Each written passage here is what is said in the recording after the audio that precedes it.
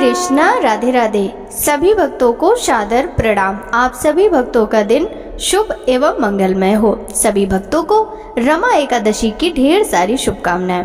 प्रिय भक्तों, रमा एकादशी भगवान विष्णु की प्रिय एकादशी में से एक मानी जाती है।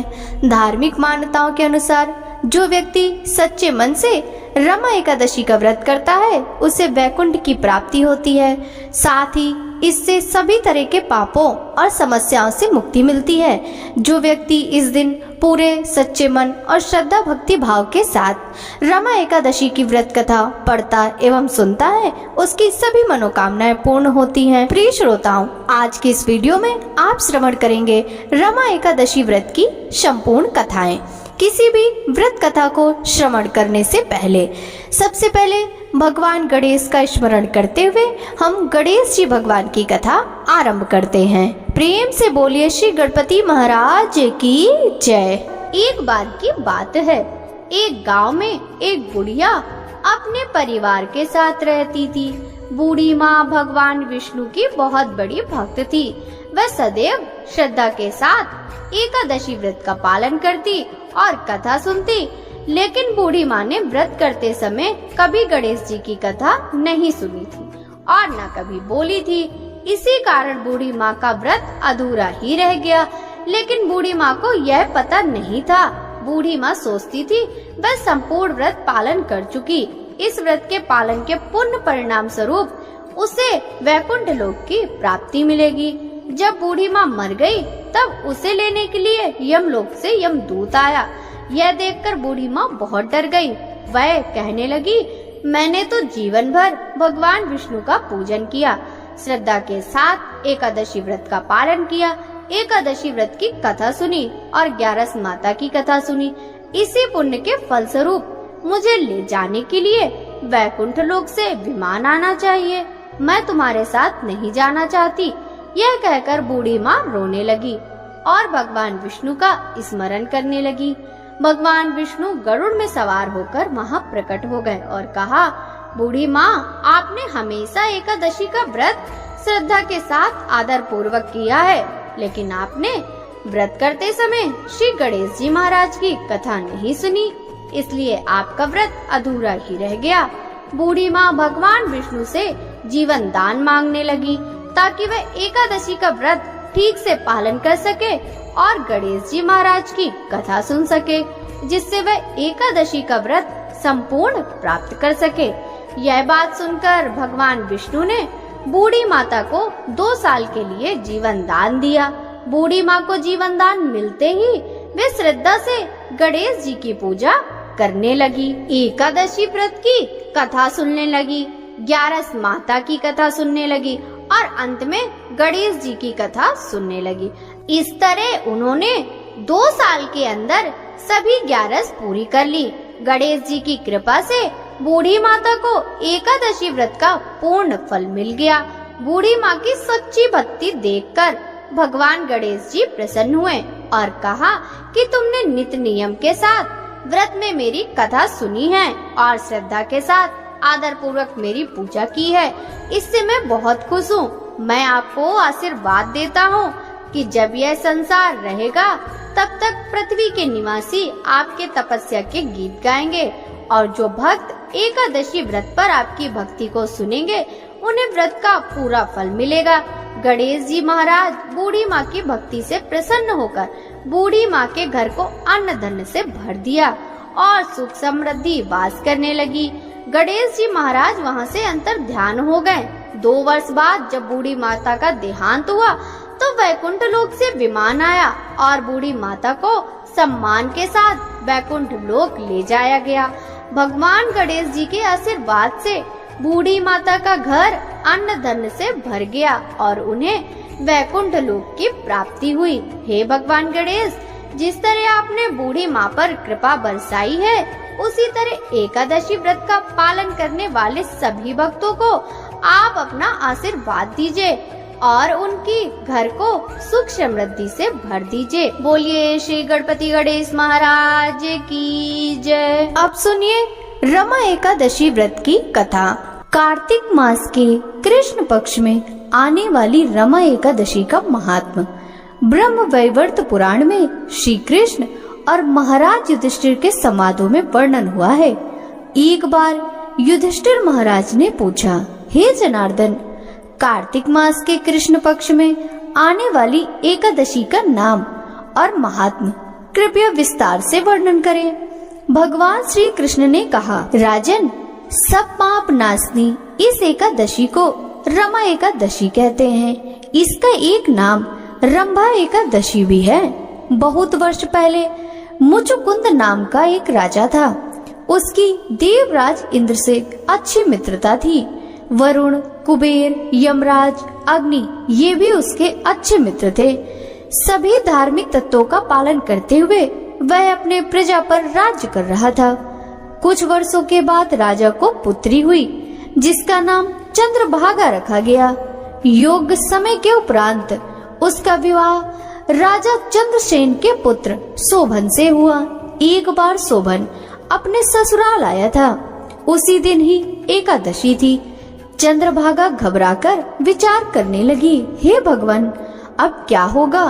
मेरे पति बहुत ही कमजोर हैं, उनसे भूख सहन नहीं होती। मेरे पिताश्री बहुत ही कठोर हैं। दशमी के दिन ही अपनी प्रजा में सेवकों को भेजकर एकादशी को अन्न कोई भी न खाए, यह आदेश देते हैं। शोभन ने इस नियम के बारे में सुना और पत्नी को कहा, हे प्रिय, अब मैं क्या करूं?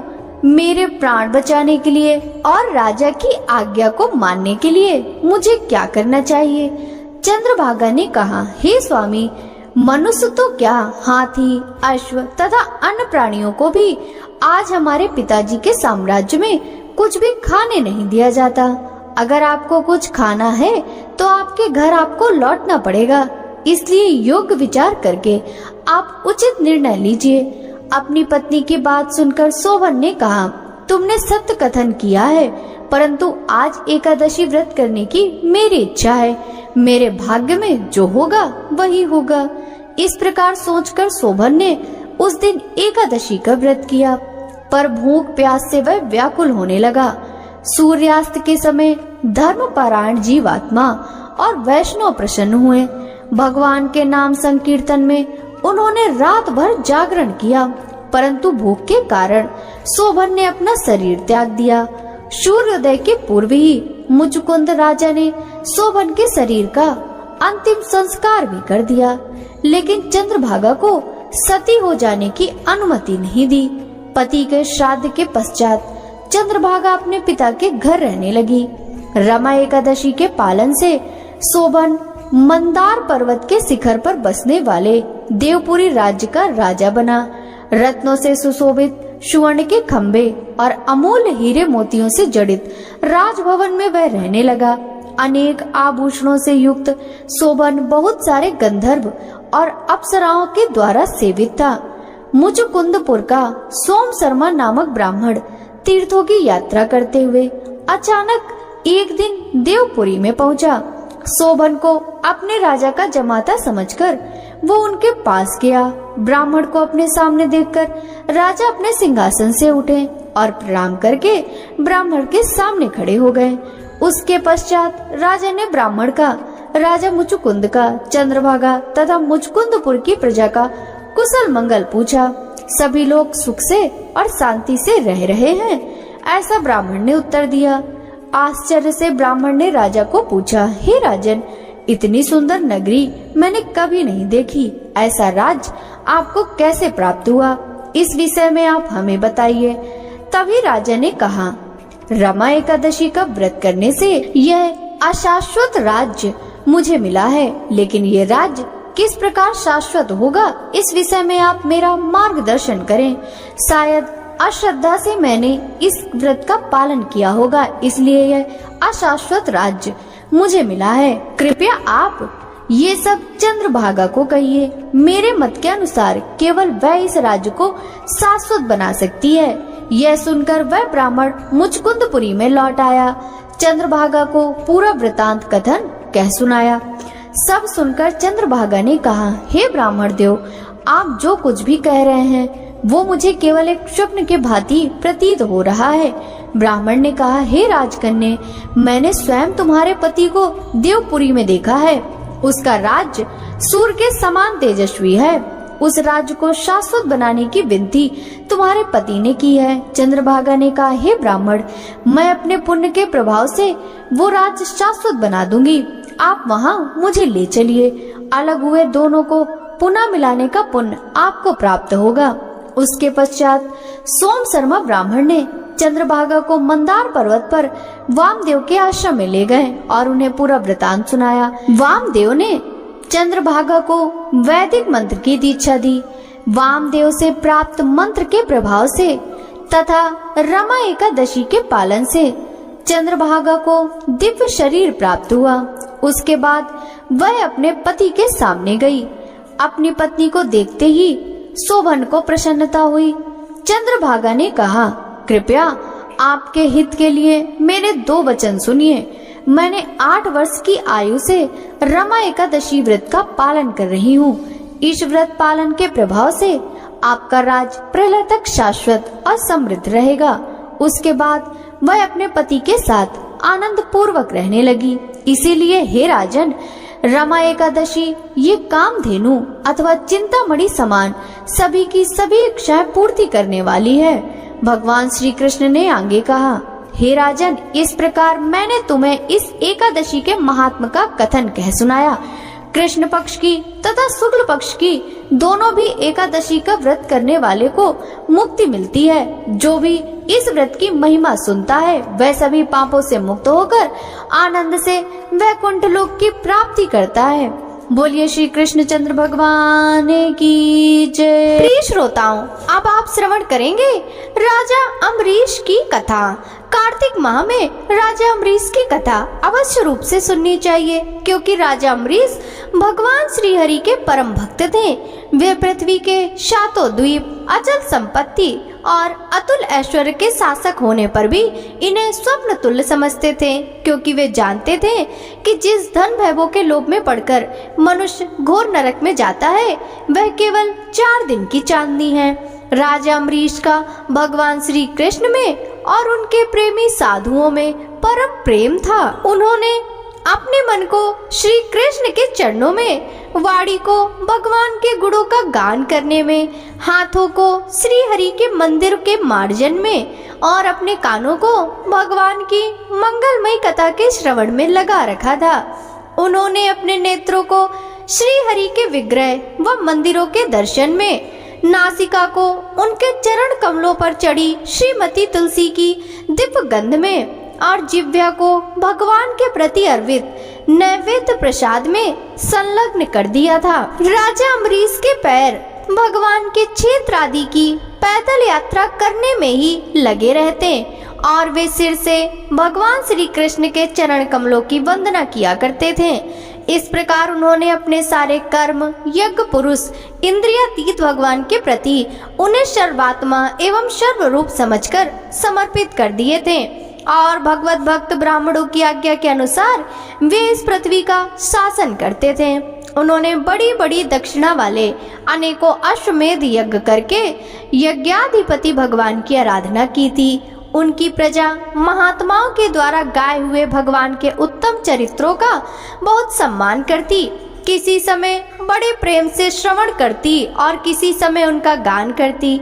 इस प्रकार उनके राज्य के मनुष्य देवताओं के अत्यंत प्यारे स्वर्ग की भी इच्छा नहीं करते। राजा अम्बरीश की अनन्य प्रेममय भक्ति से प्रसन्न होकर भगवान ने उनकी रक्षा के लिए सुदर्शन चक्र को नियुक्त कर दिया था, जो विरोधियों को भयभीत करने वाला एवं भगवत भक्तों की रक्षा करने वाला है। एक बार उन्होंने अपनी पत्नी के साथ भगवान श्री कृष्ण की आराधना करने के लिए 1 वर्ष तक द्वादशी प्रधान एकादशी व्रत करने का नियम ग्रहण किया। व्रत की समाप्ति होने पर कार्तिक महीनों में उन्होंने 3 रात का उपवास किया और एक दिन यमुना जी में स्नान करके भगवान श्री कृष्ण की पूजा की। तत्पश्चात पहले ब्राह्मणों को स्वादिष्ट और अत्यंत गुणकारी भोजन कराकर उन लोगों के घर 60 करोड़ गौएं सुसज्जित करके भेज दी। जब ब्राह्मणों को सब कुछ मिल चुका तब राजा ने उन लोगों से आज्ञा लेकर व्रत का पारण करने की तैयारी की। उसी समय शाप और वरदान देने में समर्थ स्वयं दुर्वासा जी भी उनके यहाँ अतिथि के रूप में पधारे। राजा अम्बरीश उन्हें देखते ही उठकर खड़े हो गए, आसन देकर बैठाया और विविध सामग्रियों से उनके चरणों में प्रणाम करके भोजन के लिए प्रार्थना की। दुर्वासा जी ने राजा अम्बरीश की प्रार्थना स्वीकार कर ली और इसके बाद आवश्यक कर्मों से निवृत्त होने के लिए वे नदी तट पर चले गए। वे ब्रह्म का ध्यान करते हुए यमुना के पवित्र जल में स्नान करने लगे। इधर द्वादशी केवल घड़ी भर शेष रह गई थी। धर्मज्ञ अम्बरीश ने धर्म संकट में पड़कर ब्राह्मणों के साथ परामर्श किया।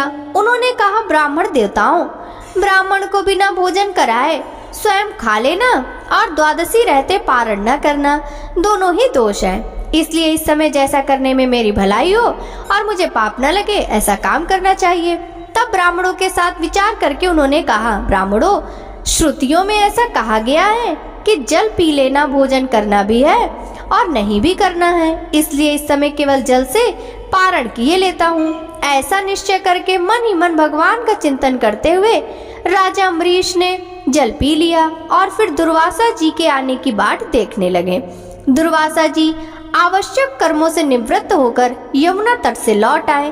तब राजा ने आगे बढ़कर उनका अभिनंदन किया। तब उन्होंने अनुमान से ही समझ लिया कि राजा ने पारण कर लिया। उस समय दुर्वासा जी बहुत भूखे थे। वे क्रोध से थर थर कांपने लगे। उन्होंने हाथ जोड़कर खड़े अम्बरीश से डांट कर कहा, अहो देखो तो सही, यह कितना क्रूर है। यह धन के मद में मतवाला हो रहा है।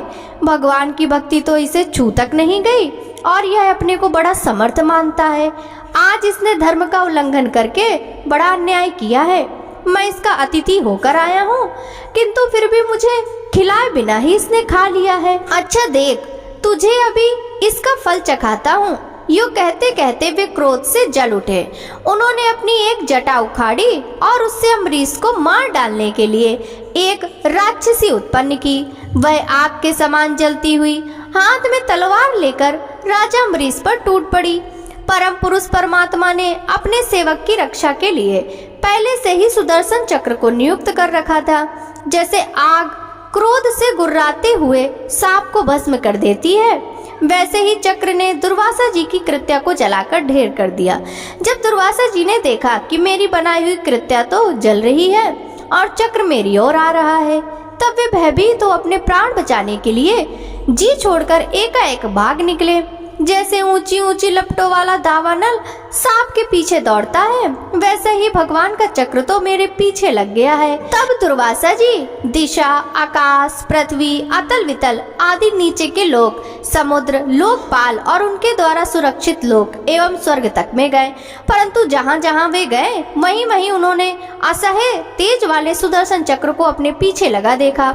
जब उन्हें कहीं भी कोई रक्षक न मिला तब तो वे और डर गए। अपने प्राण बचाने के लिए वे देव शिरोमणि ब्रह्मा जी के पास गए और बोले, ब्रह्मा जी, आप स्वयंभू हैं, भगवान के इस तेजोमय चक्र से मेरी रक्षा कीजिए।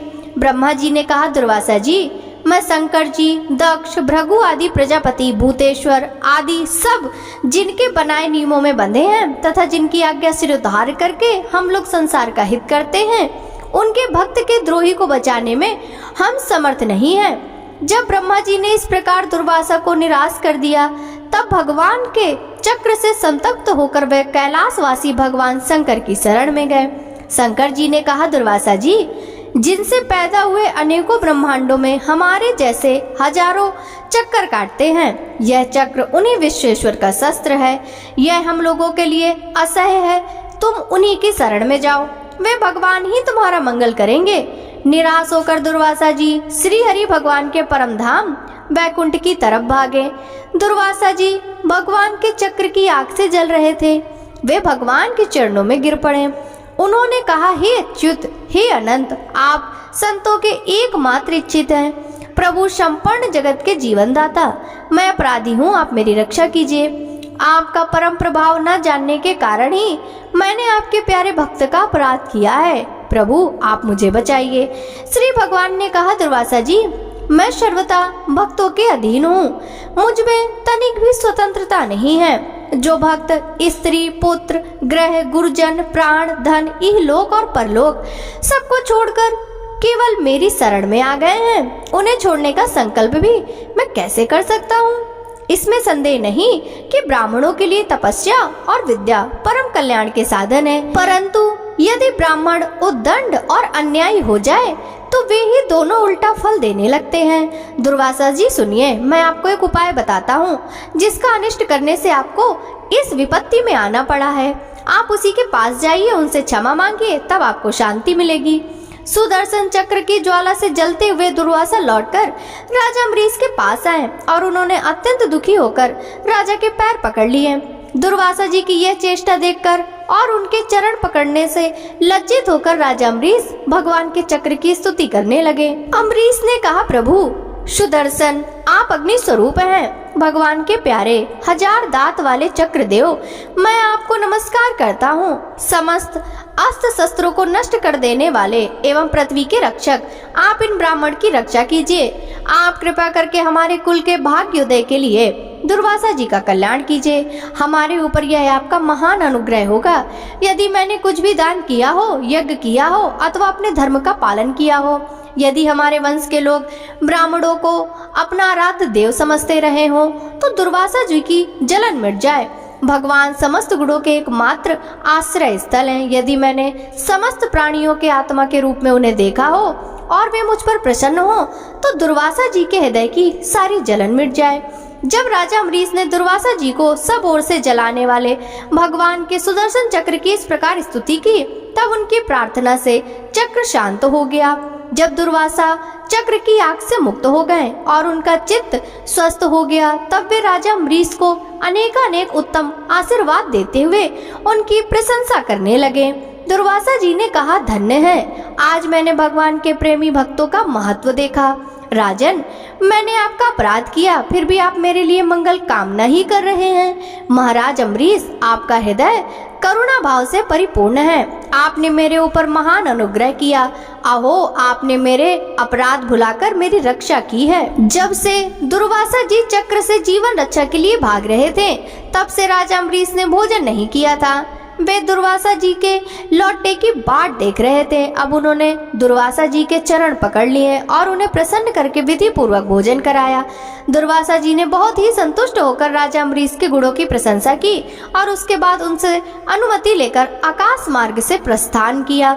जब सुदर्शन चक्र से भयभीत होकर दुर्वासा जी भाग रहे थे, तब से लेकर उनके लौटने तक 1 वर्ष तक का समय बीत गया था। इतने दिनों तक राजा अम्बरीश उनके दर्शन की आकांक्षा से केवल जल पीकर रहे। दुर्वासा जी के जाने के बाद उनके भोजन से बचे हुए अत्यंत पवित्र अन्न को राजा ने सपरिवार ग्रहण किया। कुछ वर्ष बीतने पर राजा अम्बरीश ने अपने ही समान भक्त पुत्रों पर राज्य का भार छोड़ दिया और स्वयं वन में चले गए।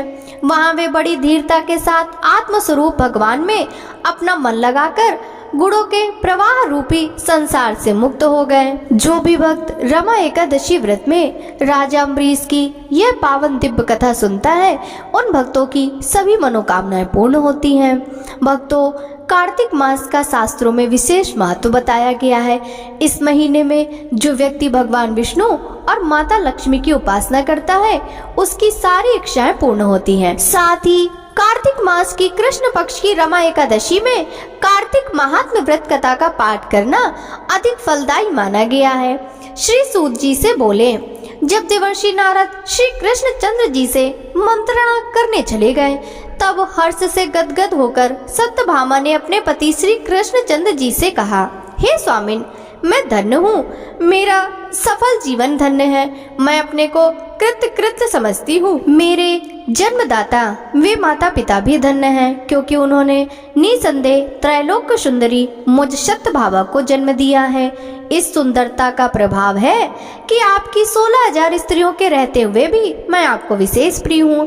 केवल इसी के लिए मैंने कल्पवृक्ष के साथ आदि पुरुष आपको विधि पूर्वक संकल्प कर नारद के लिए उस समय समर्पित कर दिया था, जब संसार के लोग कल्पवृक्ष का नाम तक नहीं जानते थे।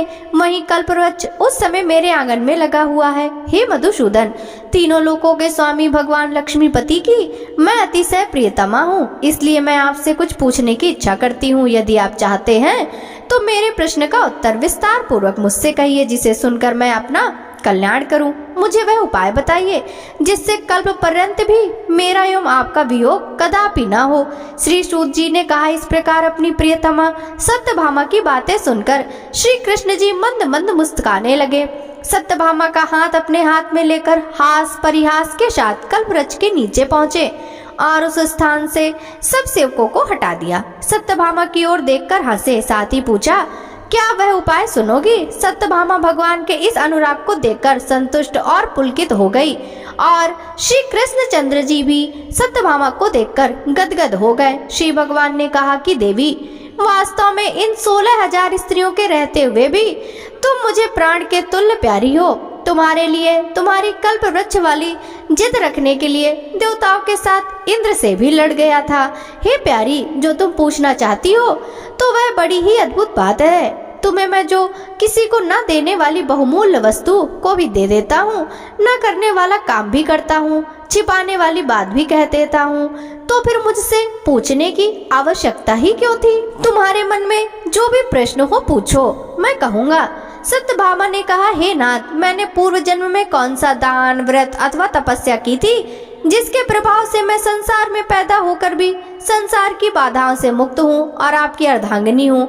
सर्वदा गरुड़ पर सवारी करती हूँ। आपके साथ इंद्रादिक देवताओं के यहाँ आपके जाने पर आपके साथ भी मैं जाती हूँ। यही मैं पूछती हूँ कि मैंने उस जन्म में कौन सा शुभ कर्म किया, पूर्व जन्म में मैं कौन थी, मेरा कैसा स्वभाव था और मैं किसकी पुत्री थी। श्री कृष्णचंद्र जी ने कहा, हे प्रिय, तुम सावधान होकर सुनो, मैं तुम्हारे पूर्व जन्म की कथा कहता हूँ। उस जन्म में तुमने जिस पवित्र व्रत को किया था उसे बतलाता हूँ। जबकि सतयुग का अंत हो रहा था, उस समय मायापुरी में एक अति गोत्र वाला देव शर्मा नामक ब्राह्मण निवास करता था। वह समस्त वेदों तथा वेदांगों में पारंगत, अतिथि पूजक, अग्निहोत्री तथा सूर्य नारायण का व्रत करता था। सर्वदा सूर्य देव की उपासना करने के कारण वह दूसरे सूर्य की भांति देदीप्यमान था। उसको वृद्धावस्था में गुणवती नाम की एक कन्या उत्पन्न हुई। देव शर्मा को उस पुत्री के अतिरिक्त कोई संतान नहीं थी। उसने अपनी पुत्री का विवाह अपने एक शिष्य चंद्र के साथ कर दिया। पुत्र विहीन देव शर्मा अपने शिष्य चंद्र को अपने पुत्र के समान मानते थे और जितेंद्री चंद्र भी देव शर्मा को अपने पिता के सदृश समझता था। एक दिन चंद्र व देव शर्मा दोनों कुश और समिधा लाने के लिए वन में गए और इधर उधर घूमते घूमते हिमालय के समीप एक उपवन में पहुंच गए। तब उन्होंने एक विकराल राक्षस को अपनी ओर आते हुए देखा। उसे देखकर ये दोनों भय से व्याकुल हो गए। शरीर के अंग शिथिल हो गए और वे भागने में असमर्थ हो गए। यम स्वरूप उस राक्षस ने उन दोनों को मार डाला। हमारे गढ़ों ने उस क्षेत्र के प्रभाव और दोनों के धार्मिक स्वभाव के कारण उन दोनों को वैकुंठ धाम में पहुंचाया। जीवन भर उन दोनों ने जो सूर्य देव की आराधना किया था, उसी से मैं उन पर बहुत प्रसन्न हुआ था। हे प्रिय, शैव, सूर्य उपासक, गणेश के पूजक, वैष्णव और शक्ति के पूजक, जैसे वर्षा का पानी समुद्र में गिरता है, उसी भांति ये सब अंत में मेरे ही समीप आते हैं। अकेला मैं ही नाम और क्रिया के भेद से 5 रूपों में विभक्त हूँ। जैसे किसी का नाम देवदत्त है, वही देवदत्त किसी का बाप है, किसी का पुत्र है, किसी का भाई है और किसी का भतीजा है। लेकिन वास्तव में यह देवदत्त एक ही है। अस्तु, सूर्य के समान तेजस्वी वे दोनों मेरे वैकुंठ धाम में आकर रहने लगे। विमान पर यात्रा करते थे, उनका मेरे समान रूप था। वे मेरे ही समीप रहते थे और उनके शरीर में दिव्य चंदन लगा रहता था। प्रेम से बोलिए श्री कृष्णचंद्र भगवान की जय, देवी सत्यभामा की जय। प्रिय भक्तों, अब आप रसपान कीजिए 11 माता की कथा। एक बार एक राज्य में एक राजा रहा करता था। राजा बहुत ही बुद्धिमानी और बलशाली था। राजा सदैव अपनी प्रजा का बहुत अच्छे से ध्यान रखता था। प्रजा भी अपने राजा को बहुत पसंद करती थी। राजा की 2 बेटियां थी। राजा अपनी दोनों बेटियों से बहुत प्रेम करता था। राजा की छोटी बेटी देखने में बहुत सुंदर और आकर्षक थी। राजा की बड़ी बेटी छोटी बेटी के मुकाबले थोड़ा कम सुंदर थी। राजा की छोटी बेटी 11 माता की पूजा किया करती थी और सभी लोग राजा की छोटी बेटी से बहुत प्रेम करते थे, बहुत प्रशंसा किया करते थे। राजा भी अपनी छोटी बेटी को बड़ी बेटी से अधिक प्रेम करता था, जिस कारण राजा की बड़ी बेटी को अपनी छोटी बहन से बहुत नफरत होने लगी थी। राजा की दोनों बेटियां जब बड़ी हो गईं, तब एक पड़ोस राज्य में रहने वाला राजकुमार राजा की बड़ी बेटी के लिए रिश्ता लेकर आया। लेकिन जैसे ही उस राजकुमार की नजर राजा की छोटी बेटी पर पड़ी, तो वह राजकुमार राजा की छोटी बेटी पर आकर्षण हो गया और उससे पहली नजर में प्रेम कर बैठा। उस राजकुमार ने राजा की बड़ी बेटी के साथ विवाह करने से मना कर दिया और उसने राजा से कहा कि मैं आपकी छोटी बेटी से विवाह करना चाहता हूँ। जिसके बाद राजा की बड़ी बेटी यह देखकर अपनी छोटी बहन से बहुत क्रोधित हुई और राजा की बड़ी बेटी ने अपनी छोटी बहन को अपना सबसे बड़ा दुश्मन मान लिया। राजा की बड़ी बेटी ने अपनी छोटी बहन से बदला लेने का निर्णय किया, जिसके लिए उसके मन में अपनी छोटी बहन को जान से मारने की योजना बनाई। राजा की बड़ी बेटी ने अपनी छोटी बहन को मारने के लिए सबसे पहले एक लड्डू में जहर मिलाकर अपनी छोटी बहन को दे दिया और उसको लड्डू खाने के लिए कहा। लेकिन लड्डू खाने के बाद भी छोटी बहन को कुछ नहीं हुआ। बड़ी बहन यह देखकर बहुत आश्चर्यचकित हो गई, लेकिन बड़ी बहन ने हार नहीं मानी और उसने जब रात में छोटी बहन अपने कमरे में सो रही थी, तब एक मटके में सांप रखकर उसे कमरे में छोड़ दिया। लेकिन सांप भी छोटी बहन का कुछ नहीं कर पाया। जिसके बाद बड़ी बहन ने अपनी छोटी बहन से कहा कि चलो हम लोग कुएं में से पानी भरकर लाते हैं। जिसके लिए वह अपनी छोटी बहन को पानी भरने के बहाने कुएं के पास ले गई और उसने अपनी छोटी बहन को कुएं में धक्का दे दिया। लेकिन छोटी बहन को तब भी कुछ नहीं हुआ, क्योंकि हर बार ग्यारस माता उसकी रक्षा कर रही थी और उधर बड़ी बहन अपने सारे प्रयासों के बाद असफल हो रही थी, जिससे वह बहुत क्रोधित होती जा रही थी। फिर उसने अपनी छोटी बहन के पास जाकर उससे खुद ही पूछा कि मेरी छोटी बहन, तुमको पता है भगवान ने सबकी मृत्यु एक निश्चित समय पर लिखी हुई है और कैसे तुम्हारी मृत्यु होगी, क्या तुम यह जानती हो? तब छोटी बहन ने अपनी बड़ी बहन को बताया कि हाँ, मैं जानती हूँ मेरी मृत्यु कैसे होगी। छोटी बहन से यह सुनकर बड़ी बहन मन ही मन बहुत प्रसन्न होने लगी और उसने अपनी छोटी बहन से कहा कि तो मुझे अपनी मृत्यु का राज बताओ। छोटी बहन ने अपनी बड़ी बहन से कहा, मेरी मृत्यु तो एक तोते में है। जो तोते के गले में एक हार है, उससे मेरी मृत्यु होगी। जब तक कोई भी व्यक्ति तोते को मारकर वह हार अपने गले में पहनेगा, तो मैं मूर्छित हो जाऊंगी और जैसे ही उस हार को अपने गले से उतारेगा, तो मैं वापस से जीवित हो जाऊंगी। अपनी छोटी बहन की मृत्यु का राज जानकर बड़ी बहन बहुत खुश हो गई और उसने अपनी छोटी बहन को मारने के लिए उसके पालतू तोते को ढूंढना शुरू कर दिया और छोटी बहन को इस बात का आभास हो गया था कि कोई उसकी जान लेना चाहता है, जिसके लिए वह अपने पिताजी के पास गई और उसने अपने पिताजी से कहा कि पिताजी, मेरी मृत्यु के बाद आप मुझे जलाइएगा मत, बल्कि आप मुझे अपनी पुरानी वाली हवेली में एक पलंग पर लिटाकर छोड़ दीजिएगा। अपनी छोटी लड़की की यह बात सुनकर राजा बहुत आश्चर्यचकित हो गए। राजा ने अपनी छोटी बेटी से पूछा, बेटी तुम ये क्या कह रही हो? तब राजा की छोटी बेटी ने बताया, पिताजी, समय किसी के लिए नहीं रुका है, कब क्या हो जाए किसी को कुछ पता नहीं। फिर राजा ने अपनी छोटी बेटी से कहा, तुम ऐसी बातें क्यों कर रही हो? 2-3 दिन में तुम्हारा विवाह है। लेकिन छोटी बेटी ने अपने पिताजी को ऐसा करने पर मजबूर कर दिया और उनसे वचन ले लिया। राजा ने भी अपनी छोटी बेटी की बात स्वीकार कर ली और 2-3 दिनों के बाद जब शादी का समय आया, तब राजकुमार बारात लेकर राजा के घर आया और राजकुमार और राजा की छोटी बेटी का विवाह शुरू हो गया। जैसे ही राजा की छोटी बेटी राजकुमार के साथ फेरे लेना शुरू करती है, तो उसकी बड़ी बहन अपनी छोटी बहन के कमरे में जाकर उसके तोते को पकड़ लेती है और उसको जान से मार देती है। तोते की गले में जो हार था उसको अपने गले में धारण कर लेती है। जैसे ही बड़ी बहन उस हार को अपने गले में धारण करती है तो उधर छोटी बहन 3.5 फेरे ही ले पाती है और वहीं पर बेहोश होकर गिर जाती है। जिसके बाद राजा ने बड़े बड़े वैद्यों को बुलाया और अपनी छोटी बेटी का इलाज करने के लिए कहा। राजा की बात सुनकर वैद्य ने छोटी बेटी को जब चेक किया तो राजा को बताया, आपकी छोटी बेटी न तो जीवित है और न ही मरी हुई है।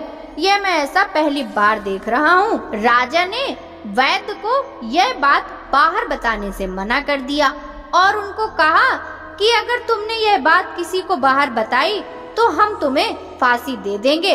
राजा ने अपनी छोटी बेटी को पुराने महल में जाकर एक पलंग में लिटा दिया और वहां पर कुछ सैनिक तैनात कर दिया। राजा वापस अपने महल लौट आया। राजा की बड़ी बेटी अपने पिताजी के पास आई और कहने लगी, पिताजी अगर यह शादी संपन्न नहीं हुई तो आपकी इज्जत का क्या होगा? आप कहें तो मैं आपकी इज्जत बचाने के लिए राजकुमार से शादी करने के लिए तैयार हूँ। जिसके बाद राजा ने अपनी बड़ी बेटी की बात मान ली और राजा ने बड़ी बेटी को छोटी बेटी के कपड़े पहनाकर मंडप पर भेज दिया। लेकिन राजकुमार यह जान गया कि यह राजा की छोटी बेटी नहीं है बल्कि यह राजा की बड़ी बेटी है। लेकिन जब राजकुमार ने शादी करने से मना किया, सभी लोगों ने राजकुमार को विवश करके राजा की बड़ी बेटी से बचे हुए फेरों को संपन्न करा दिया और विवाह करा दिया। जिसके बाद राजकुमार राजा की बड़ी बेटी को अपने महल ले गया। राजकुमार राजा की बड़ी बेटी से न तो बात करता था और न उसको पसंद करता था और न ही उसके आसपास भटकता था। राजकुमार ने यह फैसला लिया था कि वह अपनी प्रेमिका को ढूंढ कर रहेगा और यह जानकर रहेगा कि उसके साथ क्या हुआ है। एक दिन राजकुमार अपने घोड़े पर सवार होकर राजा के पुराने महल के पास पहुंच गया, जहां पर उसने कुछ सैनिकों को देखा। महल के पास पहुंचकर राजकुमार ने जब महल को ध्यान से देखा तो वह समझ गया कि ये हमारे ससुर जी का महल है। तब राजकुमार ने सैनिकों से पूछा, तुम लोग यहाँ क्या कर रहे हो और इस महल के अंदर उस पलंग में कौन लेटा है? जिसके बाद सैनिकों ने बताया कि यहाँ पर राजा की छोटी बेटी लेटी है। यह सुनकर राजकुमार बहुत प्रसन्न हो गया और तुरंत अपनी प्रेमिका के पास पहुँच गया और उसकी सेवा करने लगा। जैसे ही रात हुई तो राजा की छोटी बेटी उठकर खड़ी हो गई। राजकुमार यह देखकर बहुत खुश हो गया और उससे अपनी प्रेमिका से पूछा कि तुम यहाँ क्या कर रही हो? तुम मेरे साथ घर चलो। राजा की छोटी बेटी ने राजकुमार को सारी बातें बता दी कि मेरी जान एक तोते में बसी थी और मैंने यह बात सिर्फ अपनी बड़ी बहन को बताया था और मुझे पता है कि उसने ही मुझे मारने का प्रयास किया है। उसके पास एक हार है जिसको वह सुबह पहन लेती है और रात को उतार देती है। जब तक वह हार को पहने रहती है तब तक मैं मूर्छित रहती हूँ और जैसे ही वह हार उतार देती है तो मैं जीवित हो जाती हूँ और जब तक मेरी बड़ी बहन के पास वह हार है तब तक मैं ऐसे ही जीवित और मूर्छित होती रहूंगी। अगर मेरी बड़ी बहन के पास जो हार है वह मेरे हाथ लग जाए तो मैं हमेशा के लिए जीवित हो जाऊंगी। राजकुमार की यह बात सुनकर राजा की छोटी बेटी के पास रहने का निर्णय ले लिया और उसने अपने बचे हुए सारे फेरे उस पलंग में लेटी राजा की छोटी बेटी के साथ ले लिए और अपना विवाह पूर्ण कर लिया और वहीं पर ही रहने लगा। देखते ही देखते कुछ समय में राजा की छोटी बेटी और राजकुमार की पत्नी पेट से हो गई। एक दिन राजकुमार को किसी काम से बाहर जाना पड़ा। तब छोटी बेटी के पेट में बहुत तेज से दर्द होने लगा। जिसके बाद उसने ग्यारस माता का आवाहन किया। जिसके बाद वहाँ पर ग्यारस माता प्रकट हुई और उन्होंने अपने भक्तों के दर्द को दूर किया, एक पुत्र की प्राप्ति करवाई। वहीं अचानक से राजकुमार भी आ गया। राजकुमार ने ग्यारस माता को देखा तो वह आश्चर्यचकित हो गया और उसने तुरंत माता को प्रणाम किया और ग्यारस माता ने राजकुमार से कहा कि जब तुम्हारा पुत्र 5 वर्ष का हो जाए तुम अपनी पत्नी का हार इसके गले में डाल देना। और देखते देखते राजकुमार और राजा की छोटी बेटी का पुत्र 5 वर्ष का हो जाता है तो राजकुमार अपने बेटे से कहता है कि बेटा, मैं कुछ काम से बाहर जा रहा हूँ, तुम अपनी माता का ध्यान रखना, और वहाँ से चला जाता है। राजकुमार को बाहर निकलता देख बड़ी बहन के सैनिक देख लेते हैं और बड़ी बहन को जाकर सारी बातें बता देते हैं, जिसके बाद बड़ी बहन अपनी छोटी बहन के पुत्र को वहाँ से उठवा लेती है और उसको मरवा देती है। छोटी बेटी के पुत्र के 2 टुकड़े करवा देती है। पहला टुकड़ा चक्की के पास छुपा देती है और दूसरा टुकड़ा अपनी पलंग के नीचे रख लेती है। अब 11 माता भिखारी का रूप लेकर आती हैं। एक भिखारी का रूप लेकर बड़ी बहन के पास जाती हैं, जिसके बाद वहाँ पर भिक्षा मांगने लगती हैं। बड़ी बहन अपने नौकरों से कहती हैं कि जाकर भिक्षा दे दो। जैसे ही नौकर 11 माता को भिक्षा देने के लिए आता है, माता उन्हें मना कर देती हैं और कहती हैं, मैं तुम्हारी महारानी से ही भिक्षा लूंगी। जिसके बाद बड़ी बहन स्वयं ही भिक्षा देने के लिए माता के पास आती हैं। तब माता एक बिल्ली का रूप लेकर उसके कमरे में चली जाती हैं। वहाँ पर छोटी बेटी के पुत्र के टुकड़े आपस में जोड़ देती हैं और उसे जीवित कर देती हैं। वहाँ से चली जाती हैं। राजकुमार अपने बेटे को लेकर अपनी पत्नी के पास जाता है और उससे कहता है, तुम इसका ध्यान रखना, अगर तुम इस बच्चे का अच्छे से ध्यान रखोगी तो मैं तुमसे बात करूँगा। एक दिन राजकुमार अपने बच्चे से कहता है, तुम मम्मी से उनके गले का हार मांग लो। जिसके बाद राजकुमार का लड़का अपनी मम्मी के पास जाता है, कहता है, मम्मी मुझे तुम्हारा हार चाहिए जो तुमने गले में पहन रखा है। यह सुनकर पहले तो बड़ी बहन बहुत क्रोधित होती है, पर उसको यह याद आता है कि राजकुमार ने कहा था कि अगर मैं इस बच्चे का ध्यान अच्छे से रखूंगी तो वह मुझसे बात करेंगे, जिसके कारण वह उस बच्चे को हार दे देती है और बच्चा तुरंत हार ले जाकर अपने पिताजी को दे देता है। तभी राजकुमार अपने बेटे को लेकर वहाँ से जाने लगता है और अपनी पत्नी से कहता है कि तुम हमारे लिए खाना बनाकर रखना, मैं शाम को आकर तुम्हारे साथ खाऊंगा। वह अपने बेटे को लेकर वहाँ से चला जाता है, जिसके बाद वह राजा के पास जाता है और उनको सारी बातें बता देता है। राजा अपनी बड़ी बेटी की यह करतूत सुनकर बहुत क्रोधित होते हैं और अपनी परवरिश पर ही दोष देने लगते हैं। राजकुमार को अपनी छोटी बेटी के साथ रहने का आदेश देते हैं और राजकुमार और राजा की छोटी बेटी दोनों प्रेम पूर्वक रहने लगते हैं। बोलिए 11 माता की जय। प्रिय श्रोताओं, अब आप श्रवण करेंगे रमा एकादशी व्रत में सुनी जाने वाली तुलसी माता की कथा। कार्तिक महीने में एक बुढ़िया माई तुलसी जी को सींचती और कहती, हे तुलसी माता, सत की दाता, मैं तेरा बिड़ला सींचती हूँ, मुझे बहू दे, पीताम्बर की धोती दे, मीठा मीठा ग्रास दे, वैकुंठ में वास दे, चटक की जाल दे, पटक की मौत दे, चंदन का काट दे, रानी सा राज दे, दाल भात का भोजन दे, 11 की मौत दे और कृष्ण जी का कांधा दे। जब तुलसी माता यह सुनकर सूखने लगी तो भगवान जी ने पूछा, हे तुलसी, तुम क्यों सूख रही हो? तुलसी माता ने कहा कि एक बुढ़िया रोज आती और यही बात कह जाती, मैं सब बात तो पूरा कर दूंगी, लेकिन कृष्ण का कांधा कहाँ से लाऊंगी? तो भगवान बोले, जब वह मरेगी तो मैं अपने आप को कंधा दे आऊंगा, तो बुढ़िया माई से कह देना। जब बुढ़िया माई मर गई, सब लोग आ गए।